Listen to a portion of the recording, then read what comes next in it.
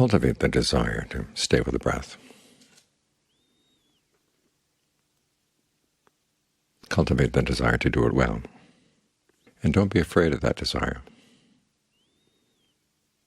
I don't know how many times I've heard people say, if you desire to do it well, you're setting yourself up for disappointment, for stress, suffering. So just accept whatever comes.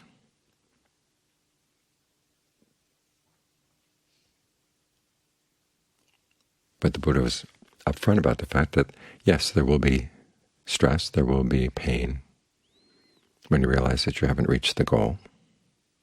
But he says that's a desire to be cultivated. That's a pain to be cultivated. He calls it renunciate pain. He calls it pain not of the flesh.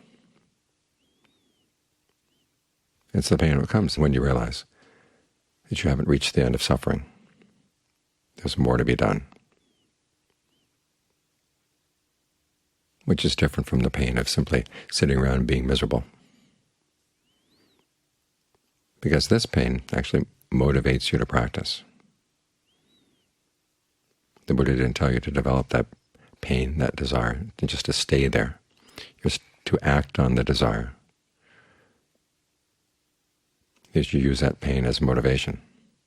There's work to be done, let's do it. There's something to be attained.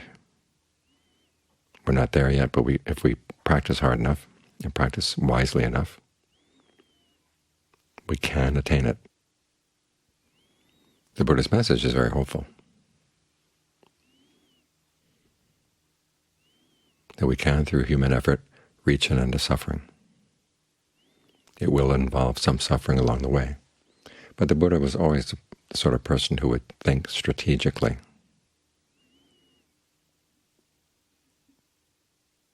Some pains are useless as part of the path. Others are very useful. After all, we're going to be learning about suffering. We have to comprehend it. What better way to comprehend it than to cultivate a useful and skillful pain? Get to know it well. Use it. And then when it's served its purpose, then you can put it aside.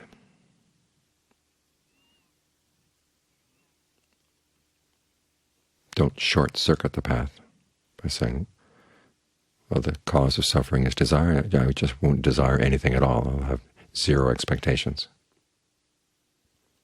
That doesn't take you anywhere.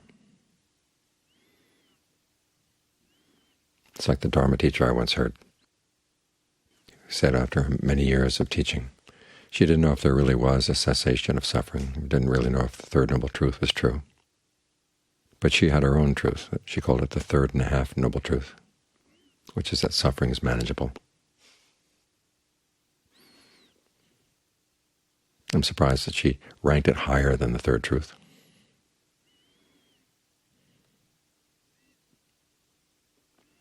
Contrast that with the John Sawat's attitude. He told me there was one point in his practice where he realized that with the Four Noble Truths he knew the first, he knew the second, and he knew the fourth, but he didn't know the third. So I set about trying to figure out what is the cessation of suffering, because he worked on it, and he put a lot of effort into it. He finally came to know.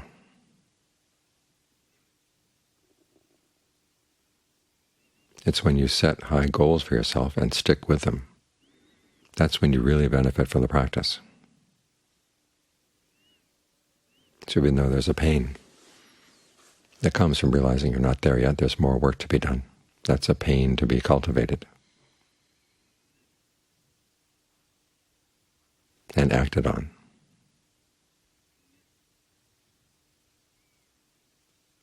The Buddha himself said the secret to his awakening was that he would not rest content with skillful qualities.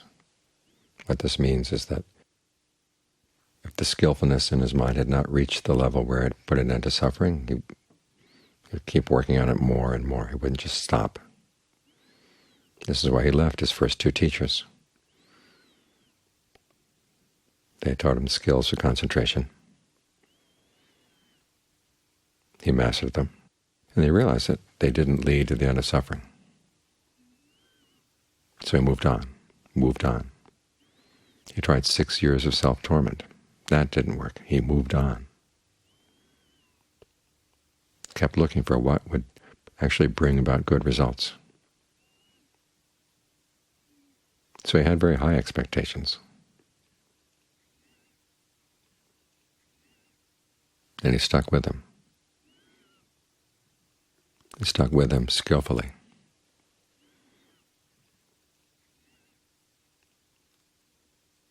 And he was finally able to reach, as he said, what he had never reached before, to attain what he hadn't attained before, to know what he hadn't known before. That's his message. There really is something special to be attained through human effort. During my first year with Ajahn Fuang, he made the comment that there are some people who say the path is simply one of letting go, letting go. He said they forget the path also includes development.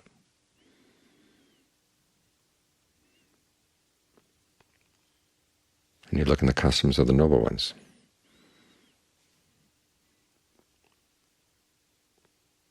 The fourth custom is delight in abandoning and to delight in developing. In other words, you delight in abandoning unskillful qualities and delight in developing skillful qualities. You find your joy there.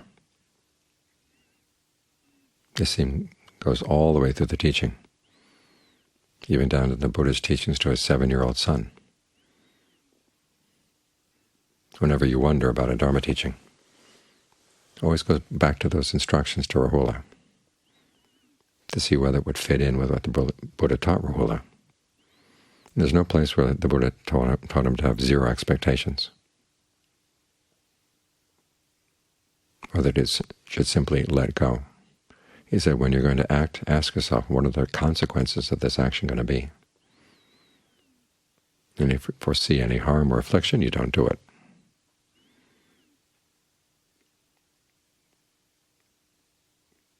If while you're doing the action, you see that you didn't think it was going to cause harm, but it actually is, you stop. You don't just say, well, I have to accept the fact that that harm is there. You stop. If you don't see any harm, you continue. When the action is done, you look at the long-term consequences. And if you see that you caused harm, again, you don't simply accept it. You resolve that you're not going to repeat that mistake, and you go over and talk over it with someone who knows better. Get some idea of how you might avoid that mistake the next time around. If you realize that you didn't cause any harm, you should take joy in that fact, that you're progressing in the training. And keep with it. So there's a definite sense that you can improve by looking at your actions and looking at their consequences, learning from the consequences, and trying to make them better.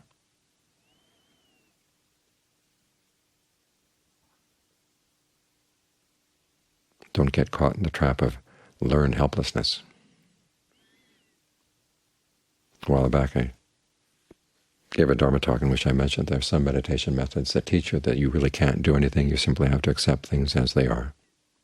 It was like an experiment they did with dogs one time. They put them in a room where wherever they lay down on the floor they were going to get electric shocks. And the dogs, after trying to find a place where they could avoid the shocks and realizing there was no place, just kind of gave up. Then they moved the dogs to another room. And half the floor they'd get electric shocks, and the other half they wouldn't. And the researchers would drag them from one side to the other to show them which side was the safe side and which one was the side with the shocks. But the dogs made no effort to go to the safe side. Wherever they happened to be placed there, they just stayed right there. They'd given up. In their meditation methods, it would have you give up, say, well, there's nothing to be attained.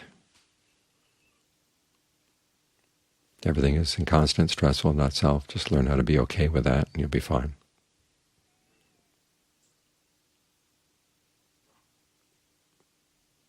But that's not the kind of equanimity the Buddha taught. His was the equanimity of a soldier. who has to face setbacks and has to accept the setbacks, but doesn't stay with the setbacks. Keeps looking for a chance to come out victorious. The equanimity is there to make sure that he doesn't get discouraged.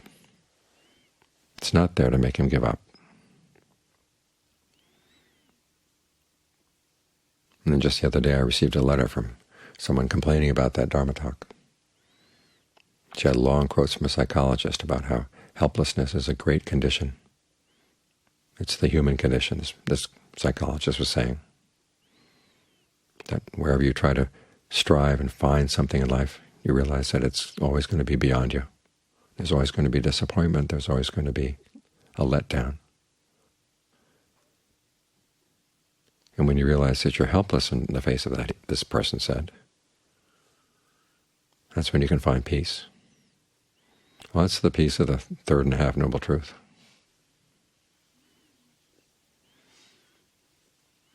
In other words, it's the peace of giving up. It's like the Buddha's image of the cow. You want to get milk out of the cow, and you're twisting the horn. And the harder you twist it, the more you irritate the cow. You're not getting the milk you want. Then you stop twisting the horn. Now some people stop there.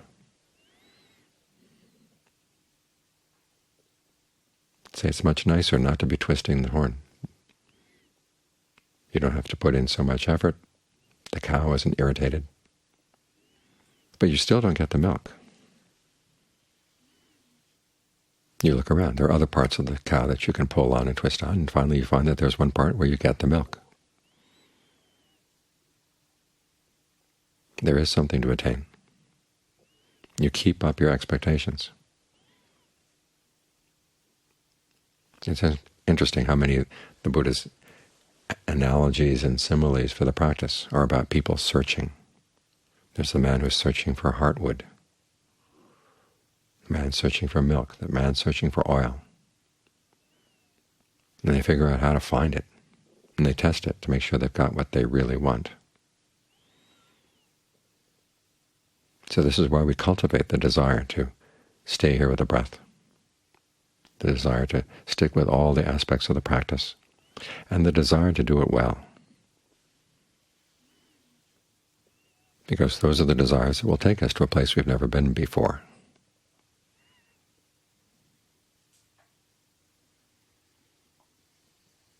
So if you've been taught to have zero expectations, erase that teaching from your mind.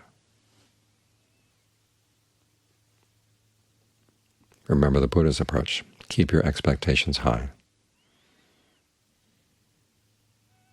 Don't let yourself get discouraged. Have patience, realizing that this may take a while. Have the equanimity of a soldier who faces setbacks. Have the equanimity of a doctor who, when dealing with a patient, may realize there are some things that cannot be cured. But the doctor doesn't let that stop him or her from treating the patient. You look for the areas that can be cured, the areas where, at the very least, the patient can be given some sense of comfort.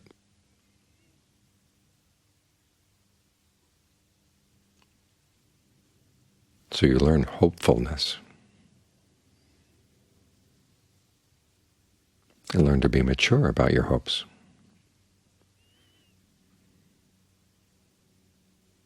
And that way you'll be able to attain things you've never attained before. And you'll find that they really are worth attaining.